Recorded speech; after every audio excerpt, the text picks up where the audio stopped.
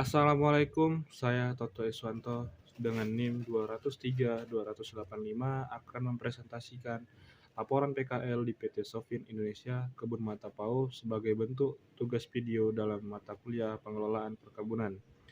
Baik, langsung saja ke penjelasannya. Perkembangan industri perkebunan di Indonesia sangat berkembang dengan pesat, khususnya pada komoditi kelapa sawit. Hal ini dapat dilihat dari banyaknya pabrik-pabrik kelapa sawit yang telah berdiri di beberapa provinsi di Indonesia. Oleh sebab itu, pabrik kelapa sawit membutuhkan pemimpin usaha perkebunan yang berkompeten, berkarakter dalam pengembangan agribisnis perkebunan di Indonesia.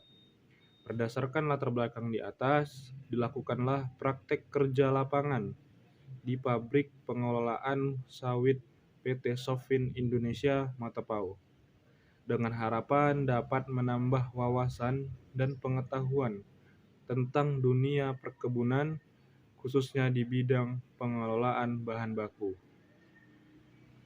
dalam membekali diri untuk memasuki dunia kerja.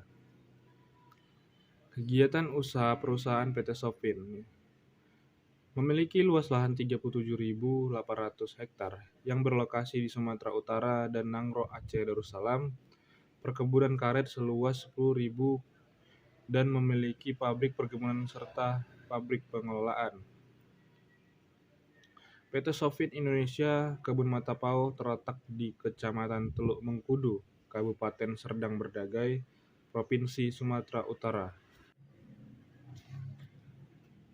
PT Sofin Indonesia Kebun Mata Pau terletak di Kecamatan Teluk Mengkudu, Kabupaten Serdang Bedagai, Provinsi Sumatera Utara. Sejarah PT Sofin Indonesia Kebun Mata Pau. Pada awal lahirnya, PT Sofin Indonesia bernama PT Sofin Medan SA. Perkebunan ini pada awalnya dimiliki oleh perusahaan Belgia, Sofin Medan, yang mempunyai hak konsesi dan di bawah naungan pemerintahan Hindia Belanda. Tahun 1926 didirikan pabrik pengelolaan kelapa sawit di perkebunan Mata Pau, dan pembangunan pabrik selesai pada tahun 1927. Pada tahun 1942, perusahaan ini diambil alih secara paksa oleh pemerintahan Jepang setelah proklamasi kemerdekaan 1945. Perusahaan ini dikuasai oleh pemerintahan Republik Indonesia. Lalu pada tanggal 3 Mei, sesuai Akta 3 Mei 2002 nomor 5, pernyataan keputusan para pemegang saham PT Sofin yang diterbitkan oleh Notaris N.Y.R. Ari Sutarjo SH, pemerintahan RI melepas 30% sahamnya kepada PT Sofin Indonesia SA, sehingga saham pemerintahan RI saat ini hanya 10% saja. Lanjut ke botani kelapa sawit. Kelapa sawit dapat tumbuh dengan baik di daerah tropis. Tanaman ini tumbuh sempurna di ketinggian 0-500 meter dari permukaan laut dengan kelembaban 80-90%. Curah hujan stabil 2.000-2.500 mm setahun, yaitu daerah yang tidak tergenang air saat hujan dan tidak kekeringan saat kemarau. Pola curah hujan tahunan mempengaruhi perilaku perbungaan dan produksi kelapa sawit.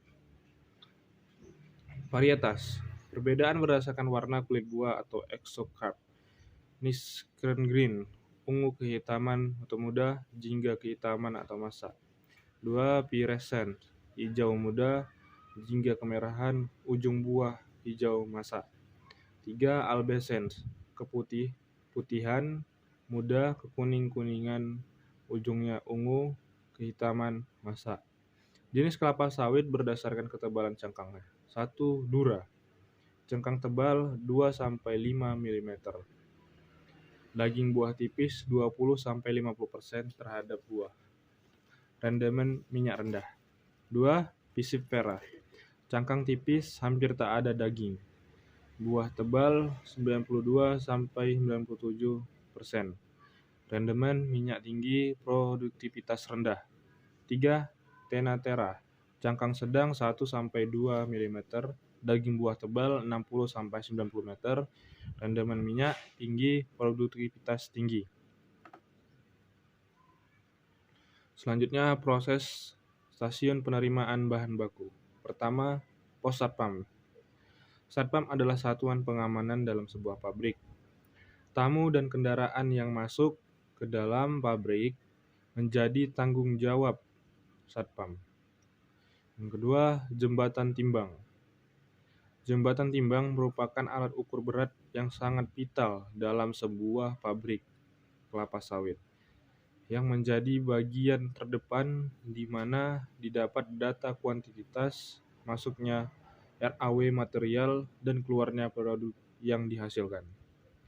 3. Proses penerimaan buah. Setelah proses penimbangan, TBS kemudian dibongkar di lantai atau apron peron untuk dilakukan sortasi. Lalu buah didorong dengan loader menuju fruit press bunch elevator. 4. Proses pemeriksaan kualitas atau sortasi. Proses ini dilakukan untuk mengetahui TBS yang diterima PT Sofin Indonesia Matapau dengan cara pemilihan satu persatu TBS. 5. Elevator Fresh Fruit Bench atau FFB. FFB berguna untuk mengangkat TBS dari lantai apron atau peron ke bejana rebusan atau sterilization. Selanjutnya, stasiun perebusan. 1. Sterilizer. Berbentuk vertikal, ini adalah bejana uap bertekanan yang digunakan untuk merebus TBS dengan uap atau steam. 2. Bunch conveyor. Bunch adalah alat untuk mengantarkan TBS dari bejana rebusan menuju pemipilan stripper. 3. Selanjutnya, stasiun penebahan atau stripper. Stripper berfungsi untuk memisahkan brondolan dari janjangannya dengan cara mengangkat dengan kecepatan putar stripper dapat menyebabkan janjangan terbawa ke atas pada ketinggian tertentu. Kemudian janjangan tersebut jatuh karena gaya gravitasi. Conveyor under stripper terletak tepat berada di bawah drum stripper, berfungsi sebagai penampung brondolan rebus yang telah terpipil oleh drum stripper. Conveyor ini juga berfungsi sebagai alat transportasi brondolan rebus menuju button cross conveyor.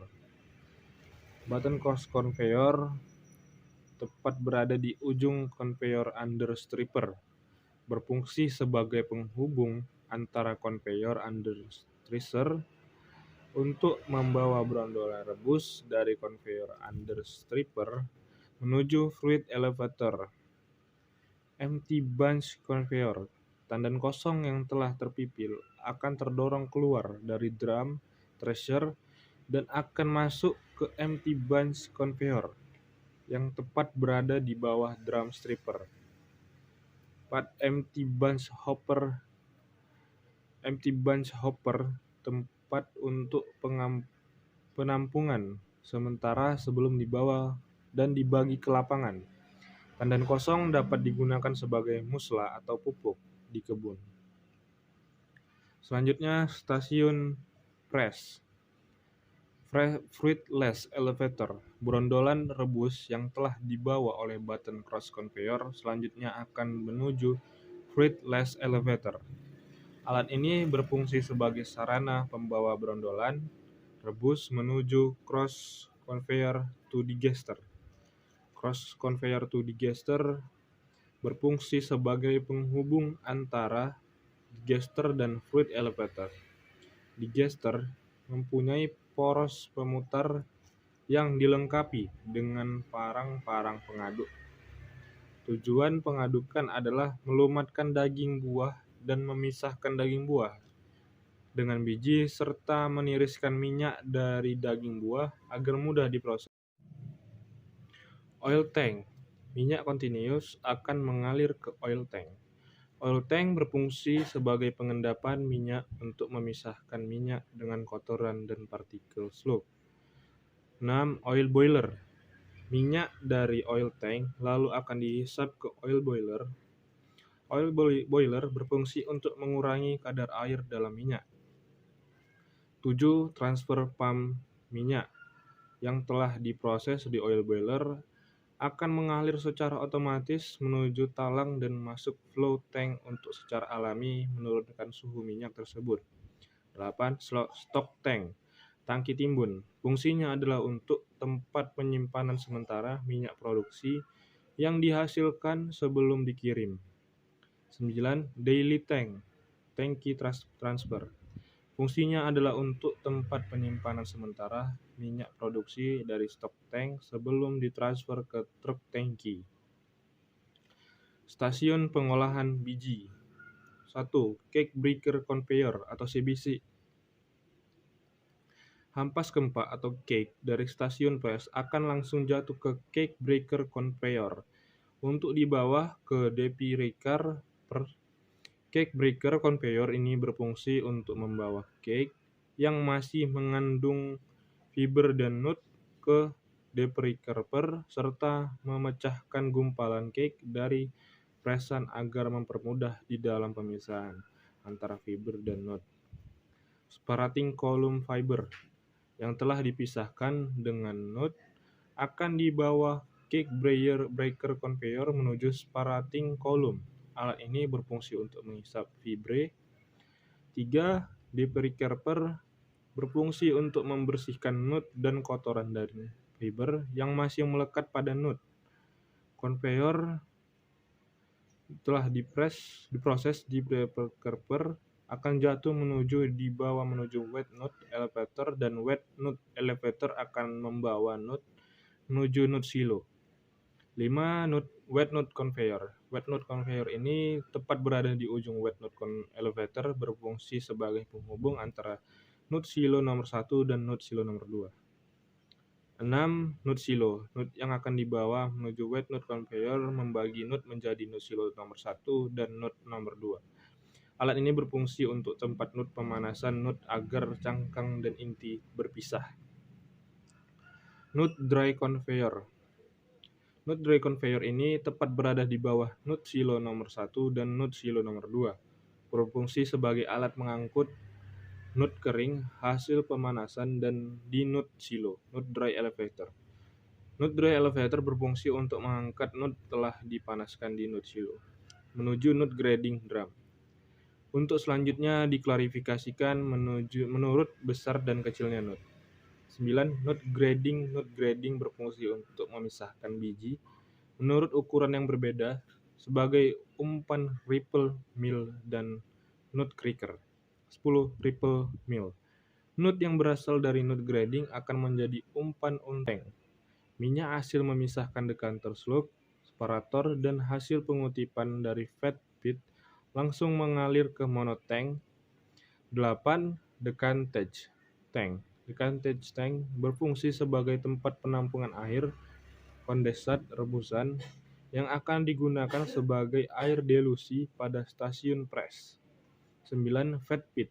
Fat pit berfungsi sebagai tempat penampungan hasil pemindahan dari decantage tank dan aliran dari parit stasiun klarifikasi.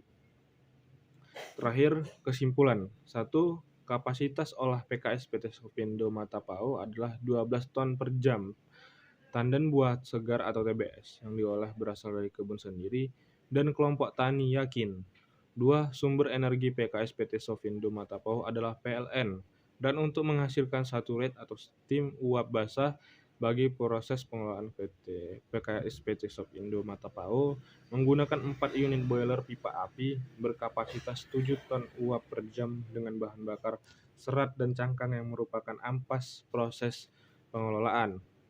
3. PKS dengan kapasitas dan boiler pipa api tidak menggunakan water treatment sebagai stasiun pengelolaan air sehingga air umpan boiler hanya dipanaskan sehingga temperatur 80 derajat Celcius. 4. Dalam pencapaian standar mutu FFA 2,30%, moisture 0,15%, input turis 0,6%, kebun Matapao melakukan sirkulasi pada oil tank dan tidak menggunakan oil purifier dan vacuum dryer pada stasiun pemurnian minyak. 5. Untuk menekan loss CPO pada limbah cair PKS ini, mengolah slug dengan menggunakan decanter, water paste dari decanter dikutip lagi minyaknya dengan menggunakan slug separator. 6. Stasiun pengelolaan biji, inti, dan cangkang dipisah dengan menggunakan clay bed dengan menggunakan air dan tanah yang akan memisahkan cangkang dari inti karena perbedaan berat jenis. Stasiun boiler. Boiler adalah bejana bertekanan yang dihasilkan oleh daya penguapan air yang di dalamnya dipanaskan secara terus-menerus. Boiler disebut juga sebagai penghasil uap. Baik, sekian saja presentasi yang dapat saya jabarkan. Lebih dan kurangnya saya mohon maaf. Wabillahi taufiq wal hidayah. Assalamualaikum warahmatullahi wabarakatuh.